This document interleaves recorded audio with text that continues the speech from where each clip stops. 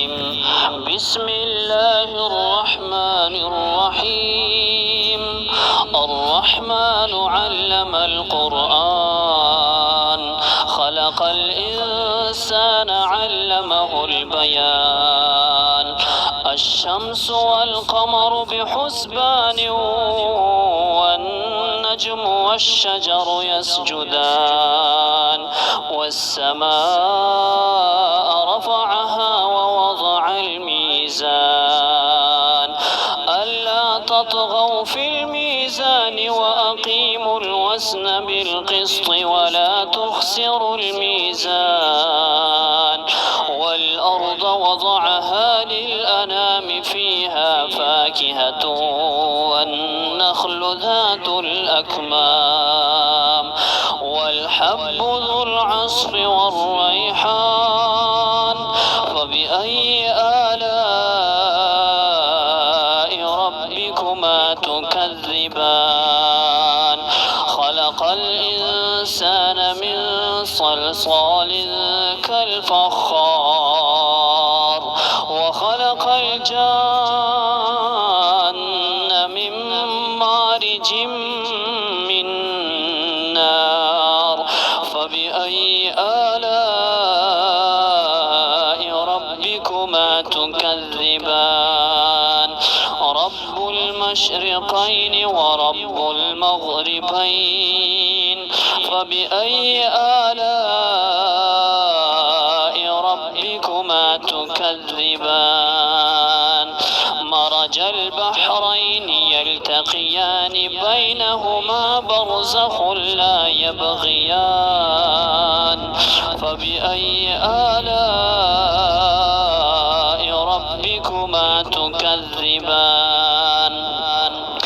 يخرج منهما اللؤلؤ والمرجان.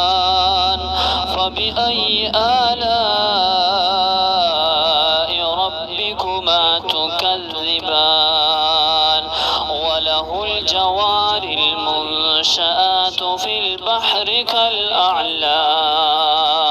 فبأي آلاء ربكما تكذبان؟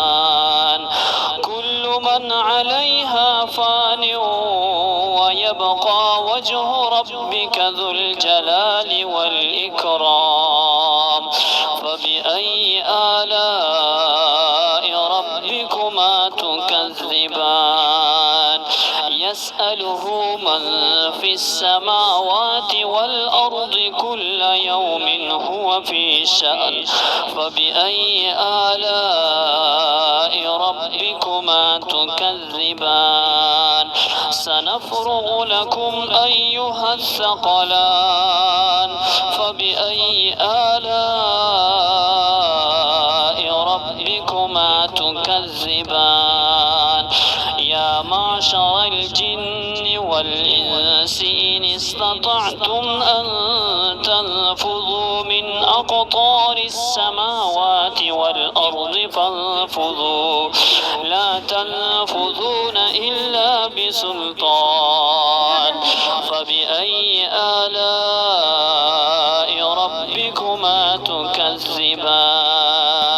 يرسل عليكما شواظ من نار ونحاس فلا تنتصران. فبأي آلاء ربكما تكذبان؟ فإذا انشقت السماء فكانت وردة كالدهان. فبأي آلاء ربكما تكذبان؟ فيومئذ لا يسأل عن ذنبه إنس ولا جان. فبأي آلاء ربكما تكذبان؟ يعرف المجرمون بسيماهم فيؤخذ بالنواصي والأقدام. فبأي آلاء ربكما تكذبان؟ هذه جهنم التي التي يكذب بها المجرمون يطوفون بينها وبين حميم آن فبأي آلاء ربكما تكذبان ولمن خاف مقام ربه جنتان فبأي آلاء